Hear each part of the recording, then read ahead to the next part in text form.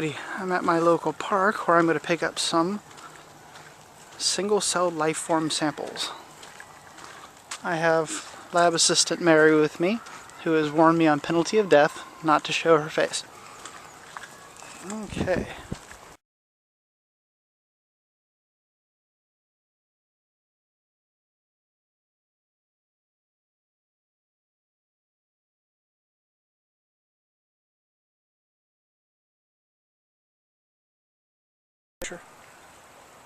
Alright, as you can see we have a very tranquil setting.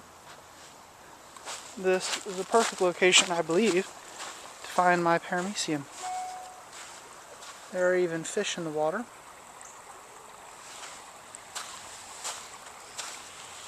Look at that water. You almost just want to jump in there. But anyhow, we shall see what we see. These little shoals here are nutrient rich. Perhaps a good place to capture the paramecium.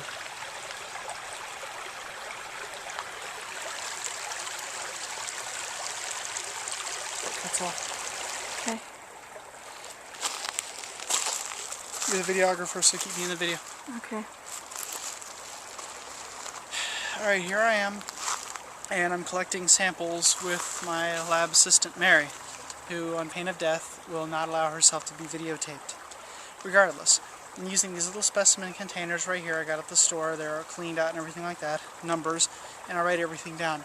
Most of the samples I've obtained, and in fact actually Mary did a better job of obtaining them I think than I did, came from little standing puddles and stuff, which is where you're going to find most of your things anyway. I mean, that's high school biology to find out things like that.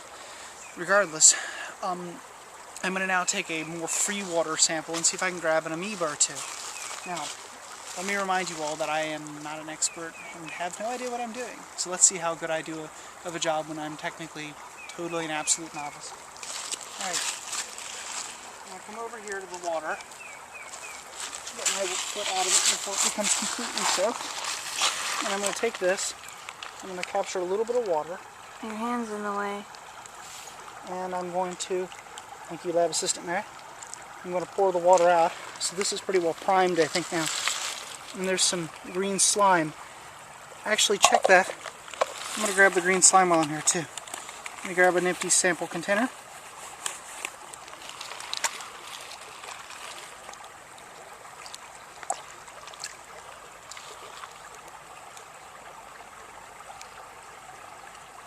Crap.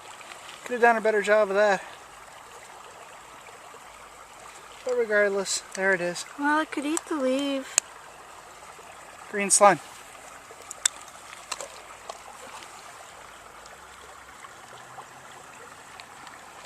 I'm going to go down here, capture the air in the top, go all the way down, and then let the air out and suck in the top layers of sediment. There. Simple as that.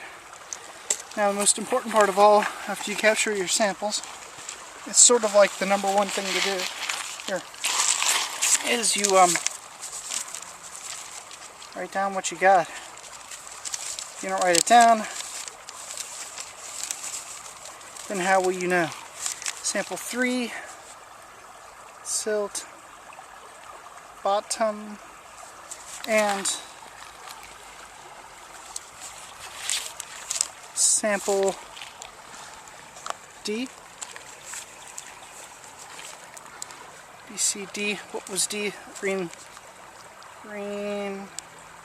slime. Running. It tells me it's running water. I'll look it up later.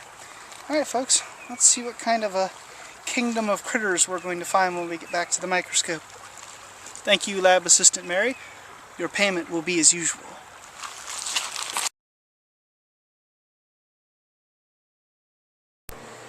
Alrighty, now we are back from the park, and as you can see I have amoebas growing in various little containers and such. It's now time to process these samples and look at them under the microscope and see if we see anything. Now to help you guys out, I'm going to check the samples, and when I'm done checking them, I'm going to then tell you about anything that I find in the samples. So you don't have to watch the hours of examination I'll have to go through to find stuff, because you know that would be boring. And we have some pretty decent samples here. The water's quite right.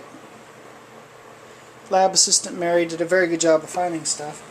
I'm going to start out with a little bit of water here that's basically spring water. That's been, spring water, it's distilled, it's perfect, it's the right stuff. And I have a transfer pipette which I'll use to squeeze with. I have two types of slides I'm going to be using.